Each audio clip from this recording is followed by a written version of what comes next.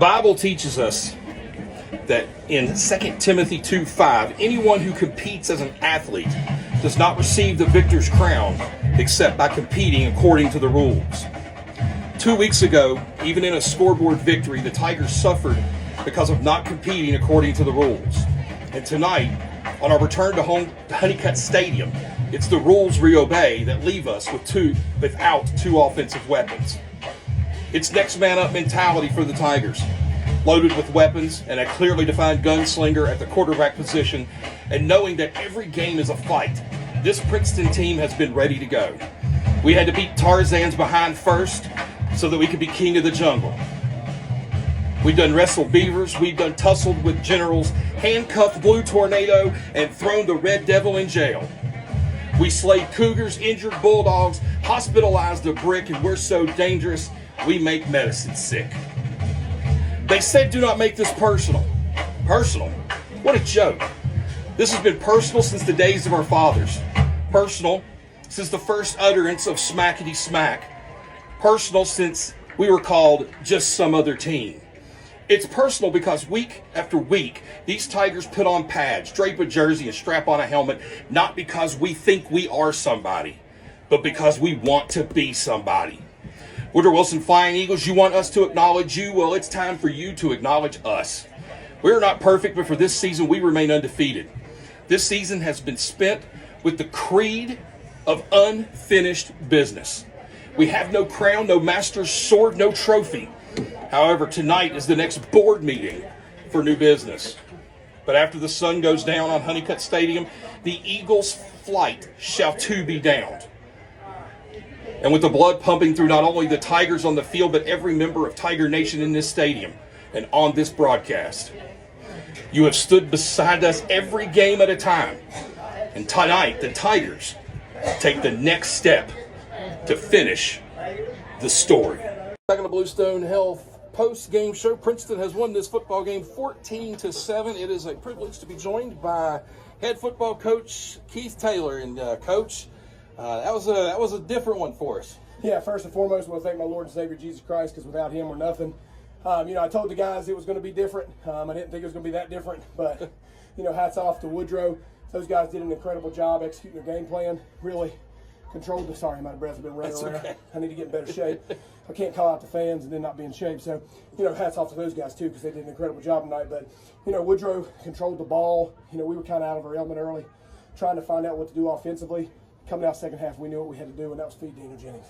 Well, we're going to go ahead and talk about the WVU Medicine Princeton Community Hospital player of the game. And you said his name already, Daniel Jennings. He had a catch for 47 yards and a touchdown. He carried the rock 23 times, 197 yards and a touchdown. A lot of people were questioning how could we replace Markel's production. You don't replace Markel, but I think DJ did a heck of a job tonight. Yeah, and I think hats off to the offensive line as well. But yes. DJ was an animal, and we know that, and that's why he's committed to go to Penn State. That's not a fluke. It's not some kind of joke. Like, that guy is a player. He can play any position pretty much out there. We were direct snapping it to him.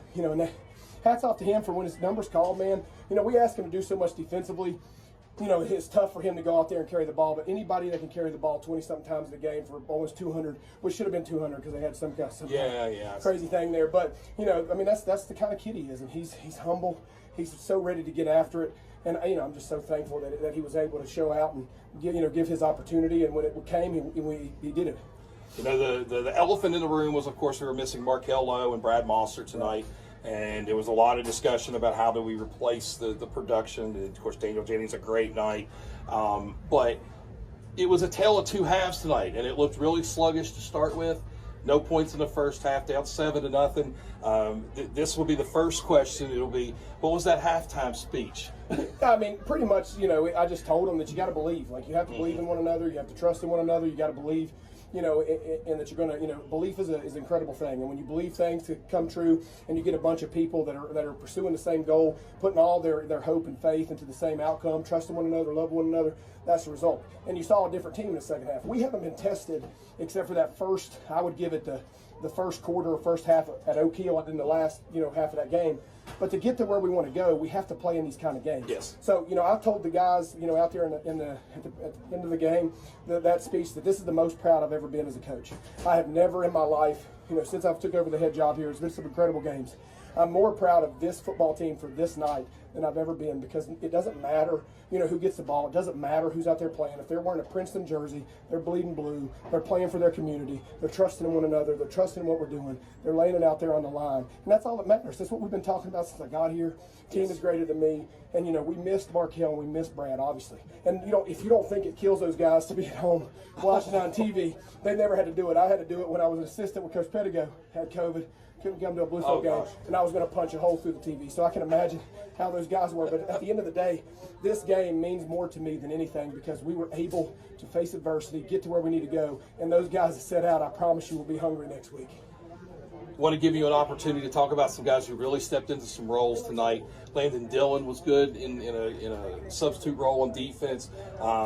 So were several other guys. But let me talk about Marvion Howard. That's right. He stepped up big on defense, 2 big interceptions. He also had great interception returns to give good field. But he just stepped right in. Because I had a big question about, I knew Jennings was going to go into the backfield, but what would we do about Brad's positions? But Marvion put that to rest quick. Yeah, and he came out there, he played a heck of a ball game. And, after one, they had a holding penalty, but he got beat for a touchdown. What does he do? He turns around and gets a pick.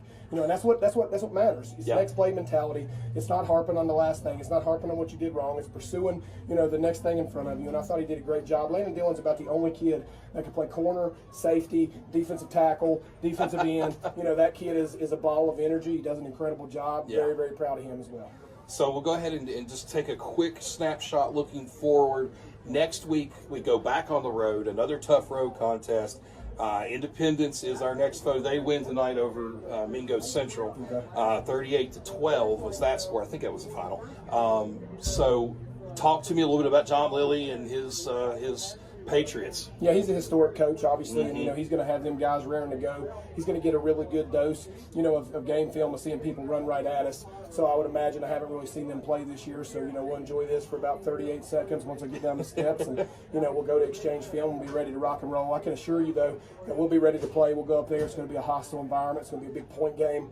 It should be good for our community, and we hope that if we can, finally get a chance to put all our guys back out there and see what we can do. Thought we played more discipline today. I thought we cut out a lot of the stupid penalties. Still had a couple, but you're not going to be perfect. But I think we did a good job turning the corner. I think we've learned our lesson, like on wood. So we'll just keep running and keep working, and do what we can, and hopefully you could keep churning out wins.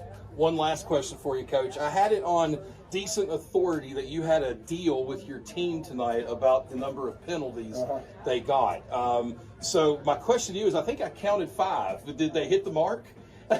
Or did I miscount? If it was 5, then they did win. So I did say if we had under 6, I'd buy them food from wherever they wanted. So I guess we're going to figure it out and see what we're eating. Well, I got to one point and I was like, I got to count the penalties. And I got to 5, I think. Yeah. But then that little craziness with the illegal substitution and all that happened. So yeah. So I don't know. We'll see. So either way, they'll be happy or I'll be happy. It's always good to challenge your team in that That's situation. right. That's right. Well, we shouldn't have to. We should be disciplined enough to not do it. But I thought our guys did a great job. We handled ourselves much differently today, and I think that's what we have to do if we want to be successful and get to where we need to go, and that's Charleston. Outstanding, Coach. Great win tonight.